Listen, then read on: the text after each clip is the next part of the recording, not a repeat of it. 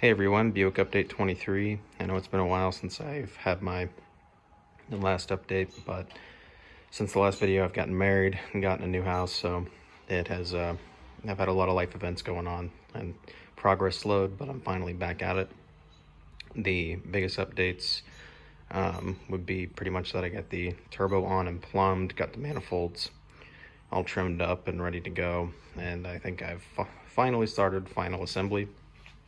So the main problem that I had before was that this Offenhauser 4-barrel intake used to hit the SPA turbo manifold.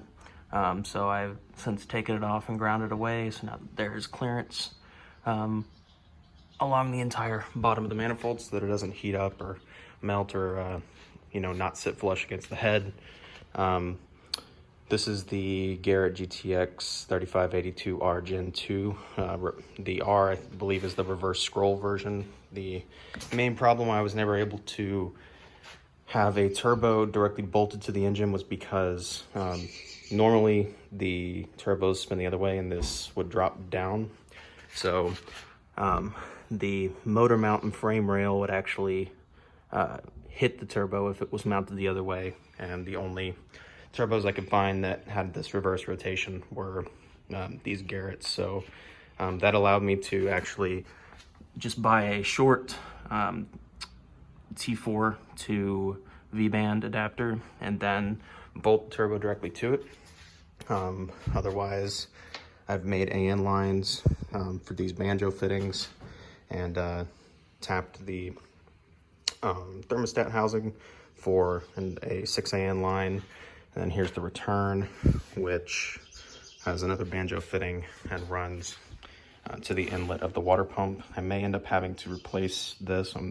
Right now, this is just a bulkhead fitting, and I just drilled a hole through the radiator line. I'm not sure if that's going to leak. I'm going to do some preliminary testing to see if that will actually hold, but otherwise I'll just get a stainless steel fitting and then make a split right here and make a stainless steel adapter, and then just weld a stainless steel bung into that, and then just clamp hose on either side of it so that that won't leak. Otherwise, we have the drain line, which I believe is 10 AN, going to the same old trusty, disgusting oil return that I had in my first turbo setup. And then I have this large block for things like the oil pressure sitting unit, oil pressure gauge, and then the AN line, which runs around and will fit on top of the turbo for the oil feed. I also cleaned up some of these holes and actually just tapped them for 6 and 8 AN fittings so that I can use vacuum adapters or vacuum line for boost reference and whatever else, but those used to just have cross-threaded bolts shoved in them, so I actually cleaned those out, painted the whole engine, painted the motor mounts and the alternator mounts, everything else. Got this valve cover from 12 Bolt from Tom Lowe. It has roller rockers in it from Comp, so they're actually a little too big for the stock valve cover, and I needed to get a larger one. Currently, this is actually just a mock-up 390 CFM Holley 4-barrel that I don't believe I ever actually used. I'm not going to end up using a 4-barrel on this, and the plan is to use a 2-inch spacer right here. Currently, these are just 2 mock-up blocks. Buy a 2-inch spacer, and then put a 2-barrel in place of this to break it in, and then eventually replace it with either a Phi-Tech or a Holley Sniper EFI, and then put the turbo hat actually over the valve cover, and then have it run around into the intercooler, which is still there. This has been empty for quite a while. Still got some cleanup to do. Gonna have to replace the front engine harness because I've had a few bad wires over the years, and with all the time and effort that's gone into this engine, I might as well do a little cleanup.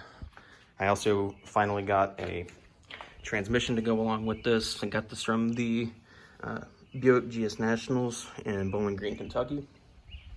It's a Muncie M20. The major benefit of getting this instead of like an M22 Rock Crusher Muncie is it has the same amount of inlet teeth, if I remember correctly, and then I also believe it has the same outlet, so I should be able to use the same style clutch and pressure plate kits that I've used before. And I'm probably gonna end up getting a new drive shaft anyway, but that will hopefully save a little bit of time and effort and headache. Otherwise, with the interior of the car, I have since replaced the driver's side floor pans. So they've been riveted and welded in and seam sealed, and I'm much happier with this than I am with the passenger side, which is a little rougher, but the passenger side was kind of my test run, so it'll be nicer to have the nicer part of where I put my feet every day. Otherwise, I just have to drill out a couple of holes that they didn't have in the replacement floor pans, and then I should be able to bolt the seat back in, and it should be good to go. So I think the plan right now is to currently finish up plumbing everything up, finish putting everything on so that it's in a runnable condition, and then throw it in the car without a transmission so that I can test everything and make sure that there are no leaks, no oil leaks, the turbo is plumbed correctly, it's getting water, getting oil, and the drains don't leak. Otherwise, I'm still going to have to replace the flywheel, as this is, I think, the original flywheel, and I believe it's cast. So if anything were to happen to this, I'd rather not lose my legs in a giant explosion, so I'm probably going to get a steel flywheel and a scatter shield, just to add a little insurance, protect my legs. A couple other notes about this. I had a lot of work done on this head by Tom Lowe, again from 12 Bolt. He installed lump ports and did a bunch of porting and polishing, and got the compression ratio, I think, right at 9.3 to 1, right where I wanted it. And when I was assembling and reassembling and trying to fit everything, part of the head actually cracked away on this final exhaust manifold bolt hole. So this is kind of a weak point. It's something I'm still kind of nervous about, but what I ended up doing was taking the stud that I had made, putting it all the way in, and then very carefully cross drilling it into a good meaty part of the head, all the way through to the other side to where it's almost into the exhaust port. So at least that way, when this is tightened down, it has something to pull against, and hopefully that won't crack out again. I also fabricated up this wastegate mount for the bottom.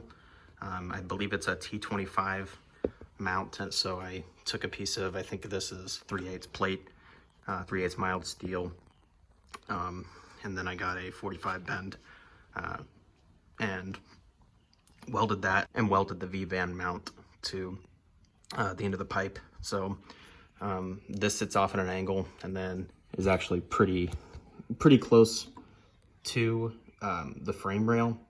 So that'll also be something that I'm gonna have to see if that hits, but otherwise it's coming along nicely. I hope I'll be able to get everything up and running here soon. I believe everything is finally plumbed, and it should just be final assembly and first firing here soon. So thanks, guys.